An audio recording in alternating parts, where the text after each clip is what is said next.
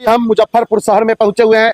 प्रत्येक बीमारी के लिए प्रत्येक वो ऐसा स्पेशलिस्ट डॉक्टर है। मिथुन कुमार शर्मा के साथ मैं ब्रीफिंग करूंगा पूरा हॉस्पिटल के बारे में। स्क्रीन पर चलता हुआ नंबर पर कॉल करें। ये रिसेप्शन काउंटर का नंबर है और तुरंत जनरल मेडिसिन, जनरल सर्जन, जैसे कि अपेंडिसाइटिस, हर्निया, हाइड्रोसेल्स, ये सब का भी उचित व्यवस्था के साथ हम खुद एक डॉक्टर हैं। ये मेरा रिसेप्शन वेटिंग हॉल है, जिसको वेटिंग कहते हैं, रिसेप्शन भी कहते हैं। क्रिटिकल एरिया है। क्रिटिकल एरिया होता है कि इस एरिया में ICU, OT complex, NICU, PICU, ठीक है, जिसको देहाती भाषा में सब लोग वेंटिलेटर के नाम से जानते हैं। 1 2 3 4 5 6 7 8 9 10 यानी कि 10 बेड वाकई इस मशीन से हम लोग रेगुलेट करते हैं। बच्चा को यहाँ पे लेटा देते हैं, ये प्रोब लगा हुआ है, उसको ऑक्सीजन टेम्परेचर देखने के लिए उसको टेम्परेचर देखते हैं। 1 2 3 4 5 6 7 8 9 10 11 12 ऐसा मतलब। नमस्कार, आप देख रहे हैं हिमांशु न्यूज। मेरा नाम है मिथुन कुमार शर्मा। अभी हम मुजफ्फरपुर शहर में पहुंचे हुए हैं, जहां पे आज एक भव्य हॉस्पिटल का शुभारंभ किया गया। जो हॉस्पिटल का नाम Bihar hospital and trauma centre है, जहां पे प्रत्येक वह मरीजों को अच्छा उपचार के लिए तरह तरह के टेक्निकल मशीन भी लगाए गए हैं। बहुत ऐसा सुविधा यहाँ पे उपलब्ध है, यानी कि आप अपने पेशेंट को लेकर यहाँ पे आइएगा तो समझिए कि उनको हर रंग का हर अच्छा उपचार यहाँ से मिलने को मिलेगा। प्रत्येक बीमारी के लिए प्रत्येक वो ऐसा स्पेशलिस्ट डॉक्टर है। अब यहाँ पे विधि व्यवस्था क्या है, तो आइए एक नज़र यह हॉस्पिटल के अंदर की व्यवस्थाओं पर देते हैं कि वाकई में अंदर की व्यवस्थाएं क्या है। और यहाँ के संचालक डायरेक्टर डॉक्टर जयप्रकाश सर से पूरी विधि व्यवस्था की जानकारी लेते हैं कि मरीज पहले कहाँ पे आएंगे, उसके बाद कैसे कैसे उनका इलाज होगा, इमरजेंसी पेशेंट कहाँ पे देखे जाएंगे, डिलीवरी पेशेंट कहाँ पे देखे जाएंगे, बच्चे की इलाज कहाँ पे होगी, बच्चे के लिए सुविधा क्या क्या उपलब्ध है, यानी कि इमरजेंसी पेशेंट के लिए भी सुविधा क्या क्या उपलब्ध है, वो सारा जानकारी आपको डॉक्टर जयप्रकाश सर, जो यह हॉस्पिटल के डायरेक्टर है, वो देंगे। अभी हम आपका हॉस्पिटल में आए हैं, आज शुभारंभ इसका किया गया है। क्या क्या सुविधा है, थोड़ा दर्शक हमारे जानना चाहते हैं, क्या क्या सुविधा आपके पास है, थोड़ा बताइए। मैं doctor Jayprakash, director Bihar hospital and trauma centre का। मैं मिथुन कुमार शर्मा के साथ मैं ब्रीफिंग करूंगा पूरा हॉस्पिटल के बारे में कि क्या क्या मेरे हॉस्पिटल में सुविधा है और क्या क्या मैं पेशेंट को सुविधा दे सकता हूं, उसके बारे में। ये मेरे पास रिसेप्शंस हैं, जो यहाँ पे पेशेंट रिलेटेड, डॉक्टर रिलेटेड पुर्जा कटेंगे और ओपीडी में यहाँ से डायरेक्ट जाता है। और जो डिस्चार्ज पेशेंट होते हैं उसका बिलिंग का फाइनेंस लोग देखेंगे। ये रिसेप्शन काउंटर हो गया जी। ये साइड में आपका मिलेंगे मेडिसिन काउंटर, मेडिसिन शॉप।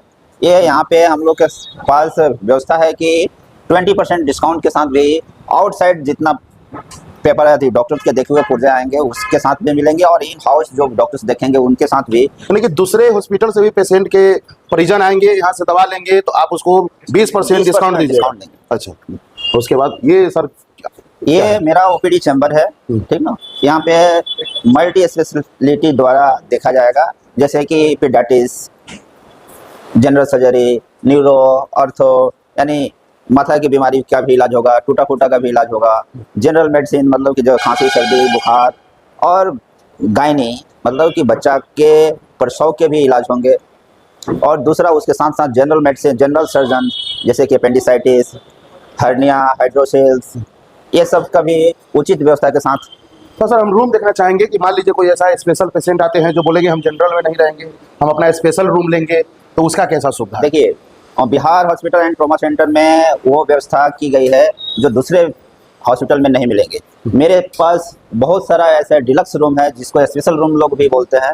उसमें व्यवस्था में हम अंदर आके दिखाते हैं। जो ये ऑक्सीजन पाइपलाइन है, वो डिलक्स हो, जनरल वार्ड हो, या कुछ आईसीयू हो, सीसीयू हो, एनआईसीयू हो, मिलेंगे। जिसमें मेरे रूम में अटैच्ड बाथरूम के साथ है। आपको पेशेंट लेके भर्ती होगा, उसके बाद बेड पे आएगा डॉक्टर और परिजन। डॉक्टर के साथ यहाँ पे आप आराम से रह सकते हैं। और बाहर नहीं, कुछ पेशेंट ऐसा होता है कि हम बाहर नहीं जा सकते हैं, अंदर ही रहेंगे, डॉक्टर साहब आके देख के फिर चले जाएंगे।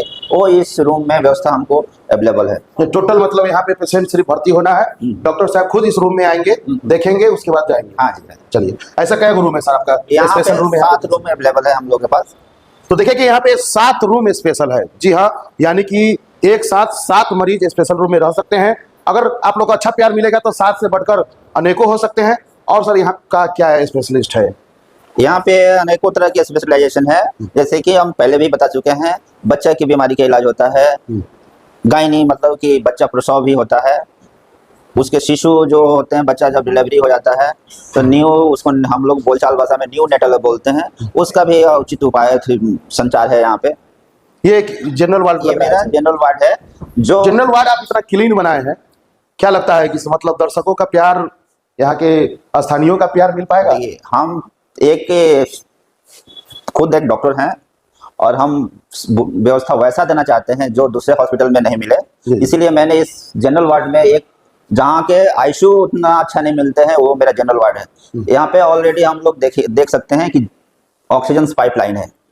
अगर किसी भी पेशेंट को थोड़ा सा सांस में तकलीफ है या ज़्यादा सांस में तकलीफ है तो मेरा जनरल वार्ड में भी ट्रीटमेंट हो सकता है, उसको आईसीयू जाने की जरूरत अगर सर इसका चार्ज की बात किया जाए तो यहाँ पे बेड चार्ज जो जनरल वार्ड का होगा वो कितना तक होगा? जो बाहर के हॉस्पिटलों में या मल्टी स्पेशलिटी हॉस्पिटल में, जैसे कि बहुत सारा हॉस्पिटल साइड में पड़े हुए हैं, बहुत बड़े बड़े हॉस्पिटल हैं, उससे मेरे हॉस्पिटल में कम पैसा में उपचार होगा। कम पैसा में होगा, चलो, यानी कि बाकी हॉस्पिटलों से कम पैसा में यहाँ पे अच्छा उपचार। और सर का बात सबसे अच्छा लगा कि प्रत्येक मतलब जनरल वार्ड में भी यहाँ पे ऑक्सीजन पाइप का व्यवस्था किया गया है, यानी कि किसी भी प्रकार का मरीज को अगर ऑक्सीजन की कमी महसूस होती है तो वहाँ पे तुरंत मतलब उनको दिया जाएगा। ये वेटिंग हॉल लग रहा है शायद। ये मेरा रिसेप्शन वेटिंग हॉल है, जिसको वेटिंग कहते हैं, रिसेप्शन भी कहते हैं। यहाँ पे पेशेंट के मरीज आराम से आके बैठ सकते हैं, वेट कर सकते हैं इलाज जब तक कि उनका पूरा ट्रीटमेंट कंप्लीट नहीं होता है तब तक। चलिए, अब तो ये फर्स्ट फ्लोर का था, उसके बाद हम सेकेंड फ्लोर पर आप लोग को ले चलते हैं और वहां पे क्या क्या विधि व्यवस्था है उस पर विशेष फोकस करेंगे। आप हमारे वीडियो में बने रहे। हम वही हॉस्पिटल के सेकेंड फ्लोर पर हैं, यानी कि आते आते सबसे पहले हमको फिर से दिखा गया कि नीचे रूम था जो स्पेशल रूम के नाम से था और ऊपर भी है। तो सर थोड़ा आप ऊपर में क्या क्या व्यवस्था किए हुए थोड़ा बताने का प्रयास कीजिएगा। आप जैसे कि बोले कि नीचे में हम स्पेशल रूम देखे, ऊपर में भी मेरा स्पेशल रूम है, कुछ नीचे में स्पेशल रूम है, कुछ ऊपर में है। अब आइए सेकंड पार्ट में कि ये मेरा आईसीयू रूम लग रहा है। आईसीयू रूम है क्या? जैसे कि ये हम लोग का ना क्रिटिकल एरिया है। क्रिटिकल एरिया होता है कि इस एरिया में ICU, OT complex, NICU, PICU, NICU, OT complex, इसको हम लोग इस जहाँ पे हम लोग खड़े हैं उसको कहते हैं क्रिटिकल एरिया। हम लोग अब यहाँ से पार्ट वाइज पार्ट बताते हैं। हाँ, मेरा आईसीयू है, यहाँ ये आईसीयू रूम हो गया। आईसीयू है, टोटली आईसीयू है। यहाँ पे हम लोग का 10 बेड का आईसीयू हम लोग बनाए हुए हैं, जिसमें विथ वेंटिलेशन। जो सांस लेने के बहुत ज्यादा तकलीफ होता है या आरटीए पेशेंट होता है या ट्रॉमा पेशेंट होता है, वो दर्द से, पेन से बहुत पेशेंट परेशान रहता है, सांस में बहुत तकलीफ। क्या नाम हुआ सर ये मशीन? ये मैकेनिकल वेंटिलेशन है जी, ठीक है, जिसको देहाती भाषा में सब लोग वेंटिलेटर के नाम से जानते हैं। तो देखिए, सब लोग गरीब हो या अमीर हो, सब लोग देहाती भाषा का नाम यूज करते हैं, वेंटिलेटर पर पेशेंट है। तो देखिए, वही वह मशीन है जिसको हम लोग देहाती भाषा में वेंटिलेटर कहते हैं। और अगर सही में अगर इसका नाम पूछा जाए तो सर बताएंगे क्या नाम हो सर इसका? इसका बेसिकली एक तरह से हम लोग मैकेनिकल वेंटिलेशन बोलते हैं, ठीक ना। इसका काम रहता है कि बहुत सारा ट्रॉमेटिक पेशेंट है, ब्रेन इंजरी है, हाथ पांव कट गया है, सांस लेने में बहुत तकलीफ है, तो एक पाइप होती है जो मुंह में लगाकर इस मशीन से ऐड कर देते हैं और इसको स्टार्ट कर देते हैं। तो ये खुद से अपना ब्रीदिंग पैटर्न्स को मैनेज करके रखता है जब तक। ये सुविधा भी यहाँ पे उपलब्ध है। हाँ। ऐसा कितना मशीन होगा सर? ये ऐसा मशीन मेरे पास 4 मशीन। 4 मशीन। देखिए कि ऐसा मशीन 4 है। और जैसा कि सर ने बताया कि आईसीयू रूम जो है इसमें 10 बेड का है, तो हम आपको गिन के बताना चाहेंगे 1 2 3 4 5 6 7 8 9 10, यानी कि 10 बेड वाकई में यहाँ पे है। यानी कि एक साथ 10 मरीज आईसीयू रूम में रह सकते हैं, वो अपना अच्छा उपचार के लिए। यानी कि बहुत बड़ा हॉस्पिटल तो है, लेकिन यहाँ के व्यवस्था भी बहुत बड़ा लग रहा है। लेकिन आप लोगों को घबराने की जरूरत नहीं है। जब यहाँ से आप उपचार करवाइएगा तो वाकई में आपको पैसा के कारण यानी कि टेंशन नहीं होगा। ऐसा की है। अब आगे की प्लान सर बताएंगे। जैसे कि अब हम लोग आईसीयू देख लिए, ये है एनआईसीयू जी, ये है एनआईसीयू, ये हो गया एनआईसीयू जी जी। इसमें क्या होता है? इसमें आइए अंदर दिखाता हूं मैं जी।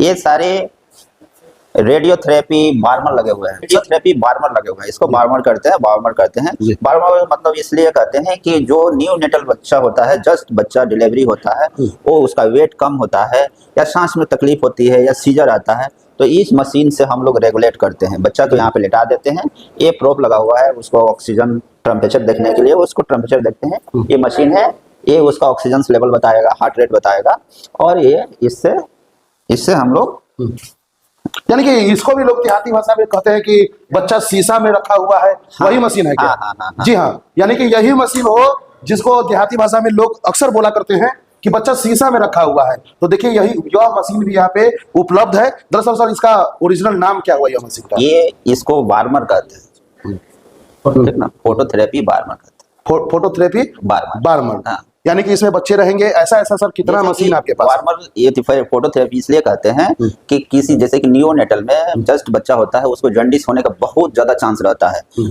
तो उस जॉन्डिस को कम करने के लिए हम लोग यहाँ पे वो ग्रीन लाइट जला के उसको ना जॉन्डिस को कम करते हैं। यही वो मशीन है, यही मशीन है। यानी कि बच्चा के लिए भी यहाँ पे स्पेशलिस्ट है।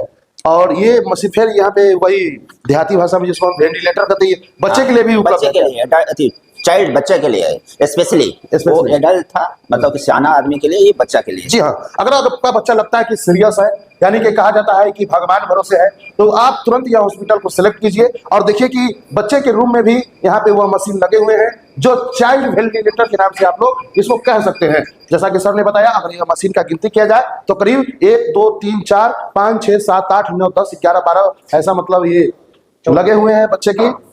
ये ओटी कॉम्प्लेक्स है, जी ठीक ना। ये अनेकों तरह के सर्जरी यहाँ पे अवेलेबल है कराने के लिए, ठीक ना, मगर आपको हम उस पार्ट में नहीं ले जा सकते हैं, इसलिए कि वो बहुत सेंसिटिव एरिया होता है, इन्फेक्शनल ट्रांसफर के चांस रहते हैं, हम लोग बाहर से आए हैं, इन्फेक्शन हो जाएगा, इसलिए तो ओटी एरिया में अलाउ नहीं रहता है। क्यों अलाउ नहीं रहता है कि इन्फेक्शन होने के चांस है। चलिए, यानी कि अभी हम इसमें नहीं जा सकते हैं, ताकि हम लोग अभी घूम रहे हैं बाहर का माहौल में, अंदर हम नहीं जा सकते हैं। यानी कि हम आपको साफ तौर पर बताना चाहते हैं कि अगर आपके मरीज या आपके घर में किसी भी प्रकार की बीमारियां हैं, अगर आप अच्छे डॉक्टर से दिखाना चाहते हैं, तो सिर्फ और सिर्फ आप चले आइए मुजफ्फरपुर जिला में, यानी कि मुजफ्फरपुर शहर में, जो ब्रह्मपुरा चौक से आगे और मेहदी हसन चौक से 10 मीटर पहले जब आप ध्यान से देखेगा तो हल्का अंदर, जी हाँ, 1 से 2 दुकान अंदर आपको 3 मंजिला बिल्डिंग मिलेगा, जिसमें बड़े बड़े अक्षरों में लिखा गया है। यही जो देखिए बिल्डिंग है, जो स्क्रीन पर आप देख पा रहे होंगे, यही बिल्डिंग में यानी कि ये सारा सुविधा उपलब्ध है। तो आइए और अपने मरीज को अच्छा उपचार कराइए। जी हाँ, हम आपको बता दें कि पल पल की यहाँ के पार्ट बाई पार्ट करके दूसरा वीडियो हम आपको नेक्स्ट दिन अपलोड करेंगे, आप लोग देखना ना भूले। स्क्रीन पर चलता हुआ नंबर पर कॉल करें, ये रिसेप्शन काउंटर का नंबर है, और तुरंत पहुंचे। धन्यवाद।